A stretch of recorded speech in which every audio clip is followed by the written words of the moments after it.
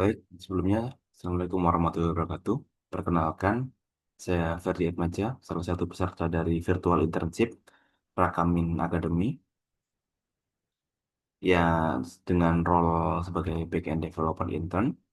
Di sini saya akan menjelaskan mini project saya yang diberikan oleh Evermo sebagai final project dari internship untuk role backend developer.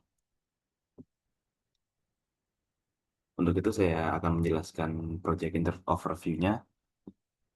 Evermost merupakan platform sosial commerce yang memberdayakan reseller dalam mendistribusikan produk Muslim Indonesia.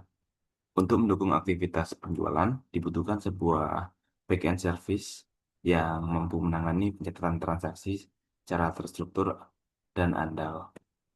Proyek ini berfokus pada pembangunan servis transaksi penjualan yang selaras dengan kebutuhan bisnis dari Evermost. Untuk itu, terdapat sebuah problem statement, yaitu tingginya aktivitas transaksi oleh reseller, dibutuhkan pencatatan transaksi yang konsisten, dan juga sistem harus mudah dikembangkan dan dipelihara. Oleh karena itu, service backend yang andal dan scalable dibutuhkan untuk mendukung proses bisnis tersebut. Adapun proyek objektif yaitu membangun service transaksi penjualan, menyediakan RESTful API, menjaga konsistensi dan keandalan data, dan juga mendukung kebutuhan bisnis dari Evermost. Adapun scope dan limitation-nya, untuk scope yaitu mengembangkan backend service, proses transaksi penjualan, dan juga pengelolaan data produk dan reseller. Untuk limitation-nya atau batasannya yaitu tidak mencakup pengembangan front-end dan juga tidak terdapat integrasi payment gateway. Adapun tech stack yang saya gunakan pada mini project kali ini yaitu menggunakan bahasa pemrograman Golang yang sekarang cukup populer, menggunakan framework Golang yaitu Fiber, menggunakan GORM atau GRM untuk ORM, menggunakan database MySQL, dan juga database MySQL sebagai database-nya, dan juga Postman sebagai testing API.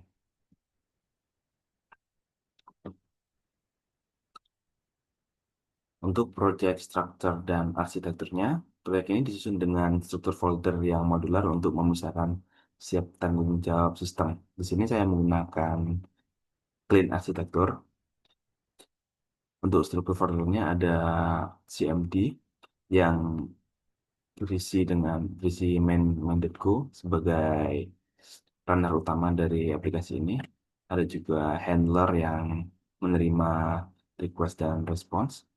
Ada use case sebagai tempat vault directory untuk logika bisnisnya, ada repository untuk akses database, dan juga ada service dan middleware sebagai layanan pendukung dan keamanan.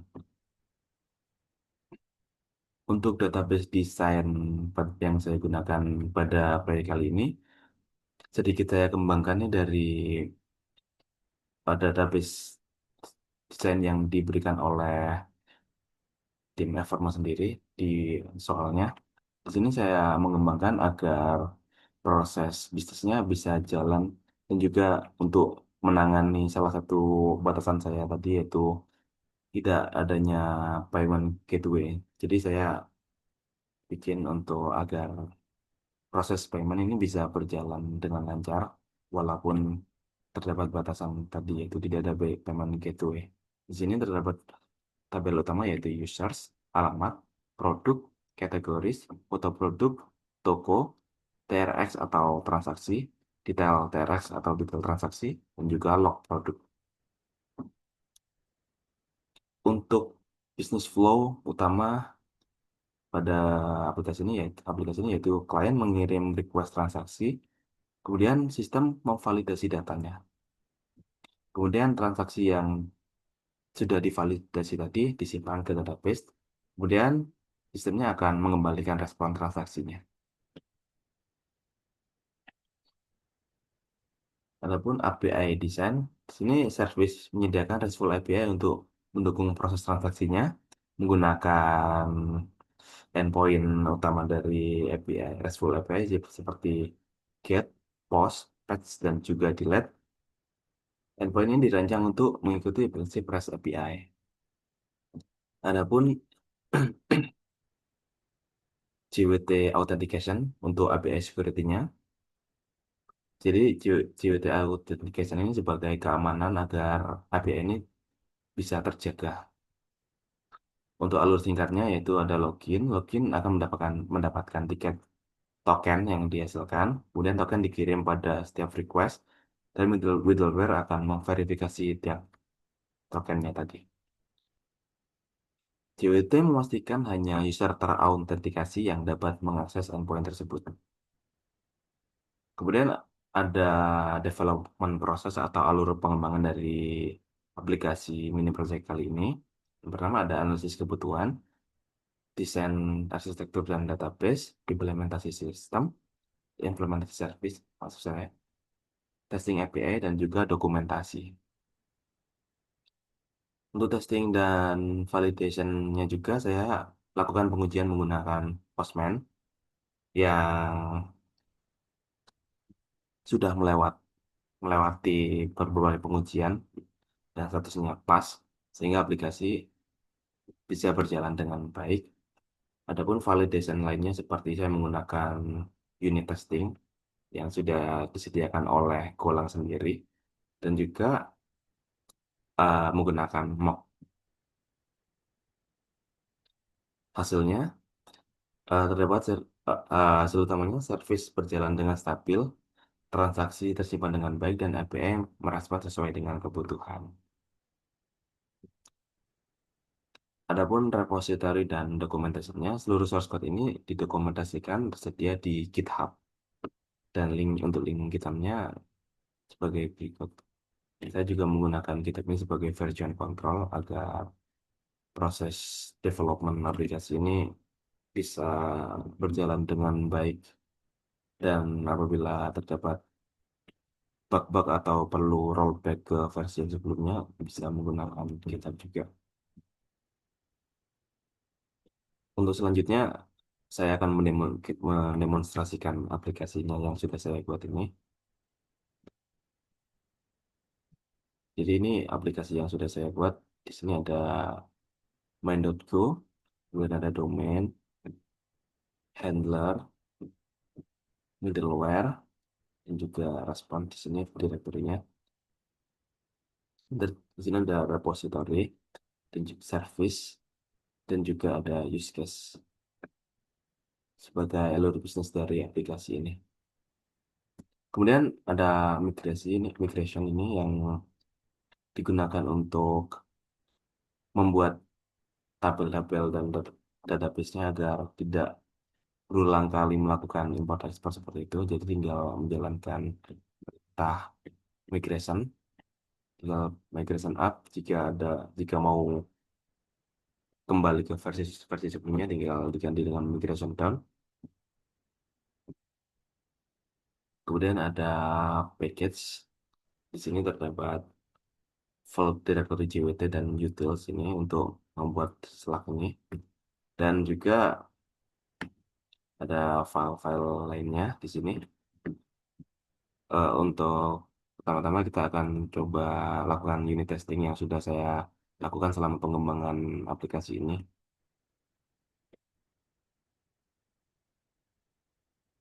Di sini sudah tampak ya kalau sudah dilakukan berbagai macam testing ini dan hasilnya sudah oke dan pas sini yang menandakan bahwa aplikasi ini sudah berjalan dengan baik. Kemudian bisa kita lanjut untuk merun aplikasinya. Muncul tampilan seperti ini, Fiber V2 dan sebagainya. Ini menandakan bahwa aplikasinya sudah bisa berjalan ya. Mungkin bisa untuk melakukan pengetesan aplikasinya sudah saya siapkan Swagger yang sebagai dokumentasi API-nya. Ini nampak bahwa terdapat berbagai macam endpoint yang sudah saya kategorikan seperti ada address, ada payment simulation ini untuk melakukan simulasi payment yang saya sebutkan sebelumnya, ada products, ada stores, ada authentication di sini dan lain-lain.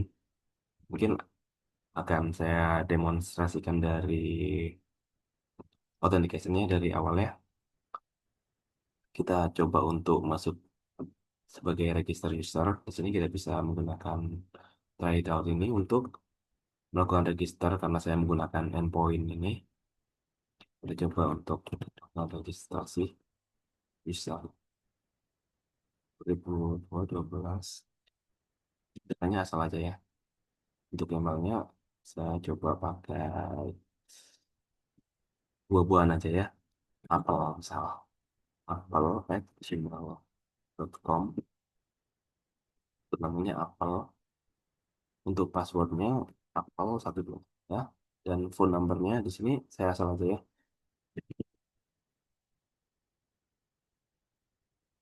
Execute. Nah, nampak kalau respon dari servernya berjalan dengan baik ya. Dengan tandanya dengan munculnya respon code 201201 ini menandakan kalau aplikasinya sudah berjalan dengan baik. Di sini kita coba kopikan tokennya yang sudah kita dapatkan agar kita bisa menjalankan aplikasi ini sebagai out user. Nah, di sini kita sudah login aplikasi. Kita coba. Nah, di sini juga mengembalikan respons code 200 ya dengan nama Apple, yaitu data yang sudah kita inputkan sebelumnya. Di sini juga ada terdapat banyak endpoint seperti address ini untuk menambahkan data alamat kita karena kita belum daftar sama sekali ya untuk alamatnya. Jadi di sini untuk addressnya masih kosong. Jadi kita coba untuk menambahkan address terlebih dahulu.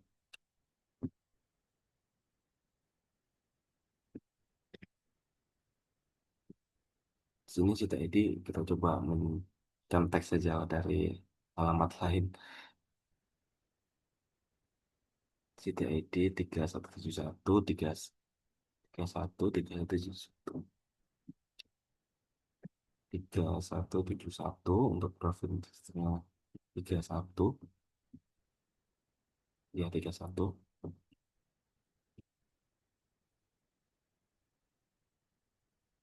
Untuk nomor teleponnya asal aja ya.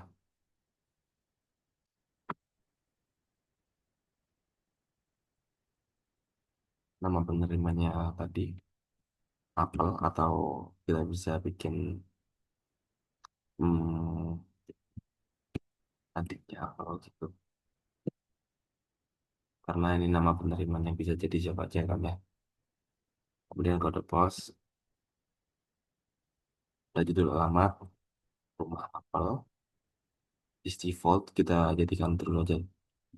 Untuk detail alamat, ini adalah oh, ya, jalan Belimbing nomor 1 sini. Kita bisa execute. Datanya berhasil masuk di sini mengembalikan respon 201. Ini kalau misalkan datanya nggak masuk ya, respon code-nya bakal mengembalikan 400. Tapi karena kita berhasil, jadi respon code-nya 201. Di sini tadi kan masih kosongnya data kita. Kita coba execute.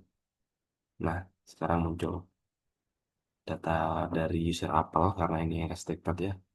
Jadi karena kita sudah login, jadi aplikasinya itu mengembalikan user ID kita gitu. Jadi datanya akan menampilkan data alamat yang sudah kita daftarkan. Walau sebenarnya kalau lihat data alamat ini sudah banyak alamat di sini. Tapi karena ini restricted, jadi dia mengembalikan data kita sendiri. Di sini ada rumah apel, adiknya apel, jalan Belimbing. Jadi untuk apel sendiri sudah berhasil. Di sini untuk alamat bisa kita gunakan untuk melakukan transaksi. Jadi itu nanti dulu ya, kita coba ke yang lainnya ini seperti get default user ini karena tadi kita sudah meng-set untuk defaultnya true maka di sini true. Di sini kalau kita melakukan input data lain terus em, mengubah defaultnya menjadi data yang baru maka ini false dan dia akan mengambilkan data yang baru. Untuk addressnya sudah cukup, skip saja sampai situ. Kemudian ada salah satu challenge ya seingat saya kalau kita membuat registrasi user maka langsung akan membuat store. Di sini bisa kita lihat kalau di store ini di toko ini sudah ada toko toko Apple karena untuk settingannya setiap user baru akan dinamai username itu di belakang dan di depannya itu toko. Jadi toko Apple. Untuk melengkapi data-datanya itu bisa dilakukan edit data di data toko seperti di sini. Di sini edit update current users store ya. Jadi kita bisa mengedit data Apple tadi. Misalkan gini, description toko Apple suka jual, misalkan gitu. Nama tokonya karena tadi toko Apple, si Apple ini rasa kurang menarik gitu namanya. Di donat sukaan Apple. Apple itu namanya ya. Kemudian untuk URL fotonya, kita coba contek di sini example.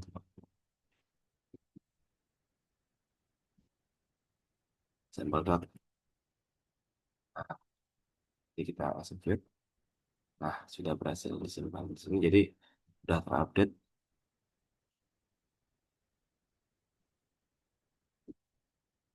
Nah, data Apple sudah masuk ya. Toko Apple suka menjual donat. Gitu. Kemudian ada produk ya di sini. Kita ini aja biar enak dilihatnya. Untuk produk karena kita sudah punya toko, di sini user Apple bisa melakukan create user, bisa update user, juga bisa eh maksud saya bisa create produk, bisa update produk dan juga bisa melakukan ini aktif dan deaktif produk di sini. Ini karena restricted juga ya. Di sini ada tandanya seller only. Jadi untuk jadi logikanya gini, behaviornya gini. Untuk user itu menjadi seller di tokonya sendiri, tapi menjadi user atau buyer ya di toko lain. Jadi ketika saya membuka toko lain di situ, dia akan jalan sebagai buyer. Gitu. Ini untuk mempersingkat waktu, mungkin akan saya demonstrasikan aja di sini untuk create sama produknya. Di sini karena si Apple ini suka jualan donat ya. Jadi kita bikin 1 kilo aja donat. Nah, di itu untuk deskripsinya harga konsumennya ini berarti harga jual yang harus dibayar oleh pembelinya. Pembeli di toko Apple ini berarti 10.000 misalkan. Harga resellernya berarti ini harga belinya si Apple tadi, harga kulaan lah gitu. Jadi kita misalkan 5.000. Jadi si Apple ini ngambil untung 5.000 lah dari penjualannya, tiap penjualannya. Untuk ID kategori kita lihat di sini kategori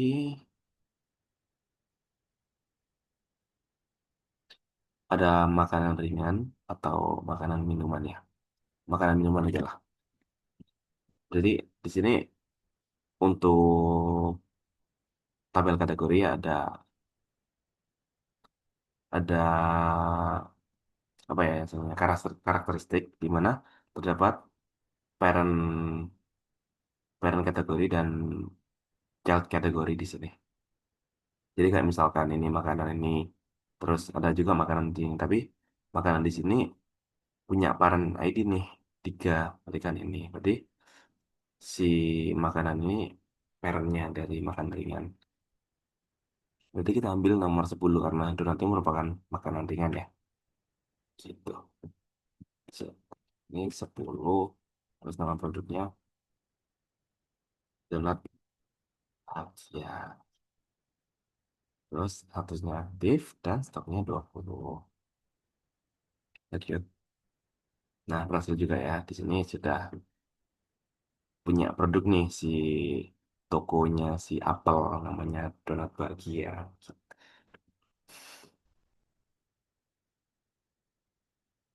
Sini ada, pasti sudah ada produknya.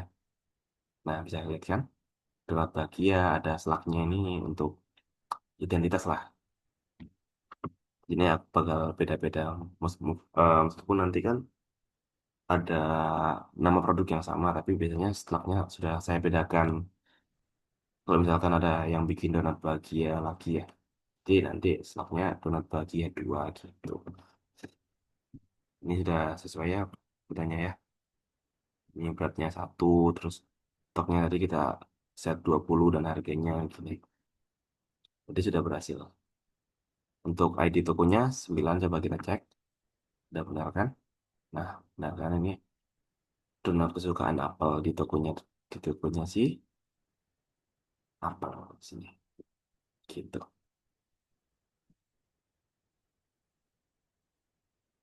Nah, ini kan nanti kan kita sudah cobakan untuk seller-sellernya gitu ya.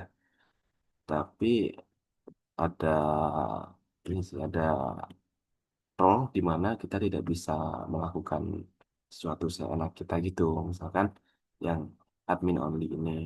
Nah, kita misalkan coba suspend data punya kita, produk di sini di suspend 15.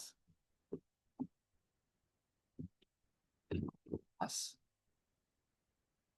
Nah, di sini kita nggak bisa muncul muncul muncul respon code-nya 403 karena admin access required gitu.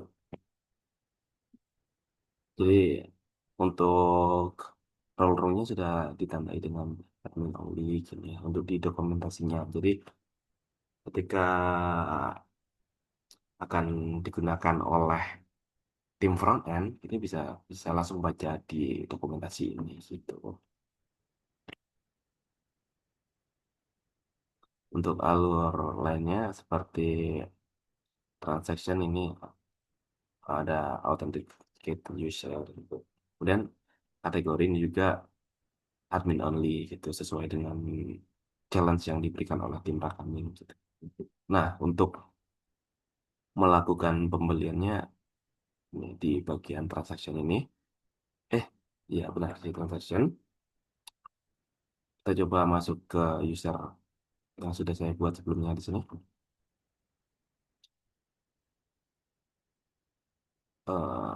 Bisa dulu di sini. Oke, dan jambu,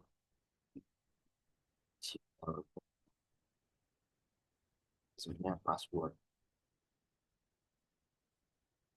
Nah, sudah kelihatan bahwa login ini sudah berfungsi dengan baik dan sudah mengembalikan tokennya. Kita coba untuk mirror tokennya.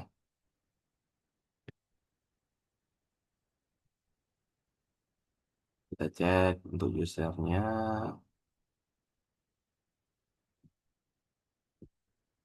Nah, sudah muncul jambu. Lalu coba kita uji cobakan buat ngelakuin transaksi ya. Di sini coba kita login sebagai user admin karena untuk melakukan transaksi ini butuh user admin. Kita coba login admin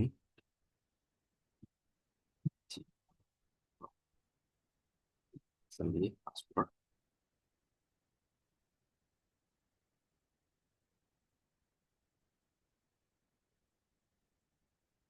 Yes, iya. Ini sudah cek. Ini sudah bisa digunakan. Kita coba alurnya begini. Si jambu tadi akan membeli di toko si apel, toko apel, beli donat lah gitu. Kita coba untuk lihat sini alamat pengirimannya si jambu. Kita coba cek alamatnya si jambu apa aja ya. Nah, ini jambu punya beberapa alamat di sini. Nah, ini rumah utama jambu, terus ada kantor. Kita coba kirim ke orang tuanya jambu gitu. 7, berarti di sini 7, pengirimannya 7. Produknya, produknya si apel tadi donat bahagia 15 dengan kuantiti 10 gitu ya. Nah, sudah berhasil di sini. Kemudian karena kita membeli ya, itu bisa kita membutuhkan adanya pembayaran kan. Jadi kita klik di sini create payment item di ID transaksinya. Ini sebenarnya kita juga bisa cancel transaksi. Kita coba yang berhasil dulu.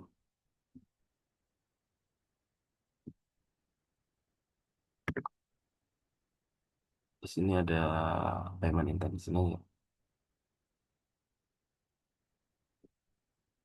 Oh iya nih sebenarnya transaksinya dulu ya. Transaksi ke berapa? Oh transaksi ke 8 gini ya. Jambu akan melakukan transaksi ke 8 menggunakan metode bank transfer gitu. Nah muncul akhirnya payment intent get successfully. Gitu. Jadi di sini akan muncul payment intent ke pertama yang bisa diproses oleh admin. Ini di sini punya role di sini. Jadi admin akan mengkonfirmasi. Di sini akan dia bisa menggagalkan dan juga mensukseskan gitu. Karena intentnya tadi masih satu ya, kita masukkan satu. Nah, payment proses successfully gitu.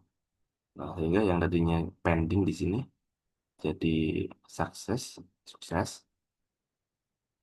Dan di sini juga jadi paid statusnya. Seharusnya dari pending.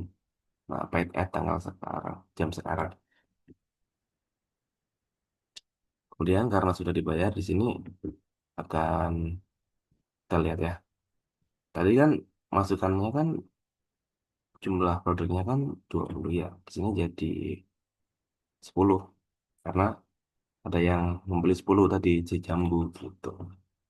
Nah, di sini tinggal si sellernya ini diproses di sini. Tadi transaksinya tadi berapa ya? Transaksinya 8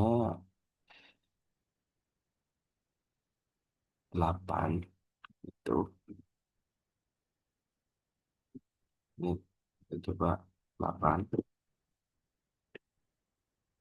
Nah, order proses successfully. Berarti di sini yang tadinya gini created dia akan berubah jadi proses. Kemudian di sini ada konfirmasi lagi dari si seller. Kita kirim tadi berapa ya? 8 ya. 8. Nah, order ship successfully. Jadi sudah dikirim lah. Sini statusnya shipped. Nah, gitu. Nah, untuk melakukan final transaksinya, ini buyer akan confirm confirmnya. Nah, delivery confirm successfully. Dan di sini satunya jadi delivered gitu. Status pembayarannya paid dan di sini juga saya juga mengimplementasikan soft delete di sini ya. Jadi kalau ada penghapusan akan disimpan di sini dan tidak akan terhapus sepenuhnya gitu.